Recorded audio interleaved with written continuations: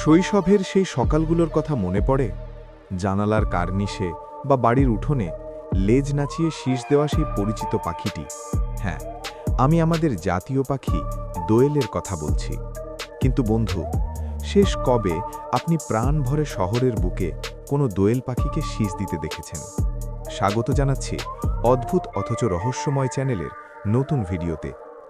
আমাদের বিশেষ সিরিজ বিলুপ্ত ও বিলুপ্তপ্রায় জীবের আজকের দ্বিতীয় পর্বে আমরা খুঁজব এক করুণ রহস্যের উত্তর। যে পাখিটি আমাদের জাতীয় প্রতীক, মুদ্রায় যার ছবি, সেই দোয়েল পাখি আজ কেন আমাদের প্রকৃতি থেকে হারিয়ে যাচ্ছে? এটি কি কেবলই নগরায়ন, নাকি এর পেছনে লুকিয়ে আছে অন্য কোনো গভীর কারণ? চলুন ইতিহাসের পাতা এবং বর্তমানের রূঢ় বাস্তবতায় খুঁজে বের করি দোয়েল পাখির হারিয়ে যাওয়ার রহস্য। ইতিহাস ঘাঁটলে দেখা যায়, একসময় বাংলার আনাচে কানাচে ঝোপে ঝাড়ে সবচেয়ে বেশি দেখা মিলত এই ছোট্ট সাদাকালো পাখিটির। এর মিষ্টি শিং এবং লেজ নালানোর ভঙ্গি একে দিয়েছিল এক রাজকীয় স্বকীয়তা।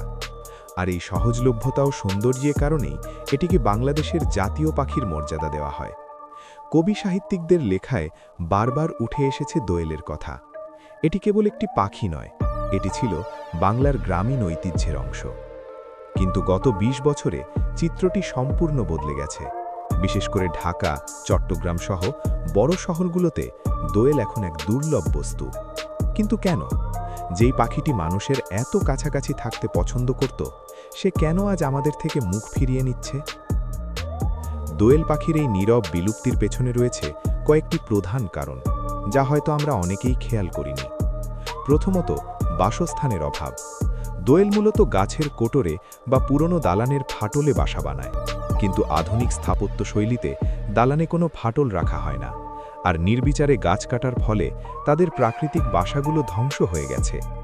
শহরের গ্লাস ফিটিং বিল্ডিংগুলোতে দোয়েলের কোনো স্থান নেই। দ্বিতীয়ত, খাদ্য সংকট। দোয়েলের প্রধান খাবার হল ছোট পোকামাকড়, কিন্তু কৃষি জমিতে এবং শহরের বাগানগুলোতে অতিরিক্ত কীটনাশক ব্যবহারের ফলে পোকামাকড় মরে যাচ্ছে। খাবার না পেয়ে দোয়েলরা লোকালয়ে ছাড়তে বাধ্য হচ্ছে। তৃতীয়ত, শব্দ দূষণ। এটি একটি বড় রহস্যময় কারণ। দোয়েল পাখি একে অপরের সাথে যোগাযোগের জন্য এবং প্রজননের জন্য গান গায় বা শীষ দেয়, কিন্তু গবেষণায় দেখা গেছে শহরের অতিরিক্ত শব্দ দূষণে তাদের ডাক সঙ্গীর কাছে পৌঁছায় না, ফলে তাদের প্রজনন বা বংশবিস্তার মারাত্মকভাবে ব্যাহত হচ্ছে। পরিসংখ্যান বলছে, গত ২ দশকে ঢাকা শহর থেকে প্রায় ৪০%-এরও বেশি দোয়েল পাখি কমে গেছে।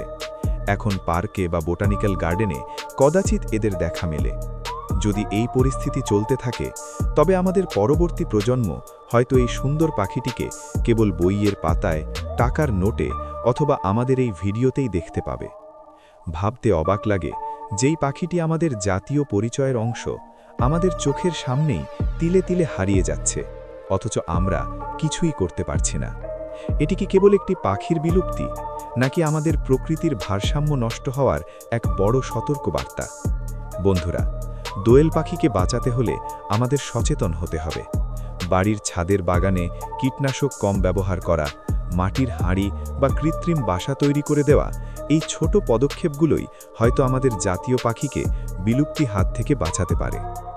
আজকের ভিডিওটি কেমন লাগলো কমেন্ট করে জানান। বিলুপ্ত ও বিলুপ্তপ্রায় জীবের পার্ট 3-তে আমরা কথা বলবো এমন এক প্রাণীরকে নিয়ে, যা একসময় পদ্মা, মেঘনা, যমুনা, গঙ্গা নদীতে থাকত, কিন্তু এখন অস্তিত্ব সংকটে। সেই রহস্য জানতে আমাদের সাথেই থাকুন।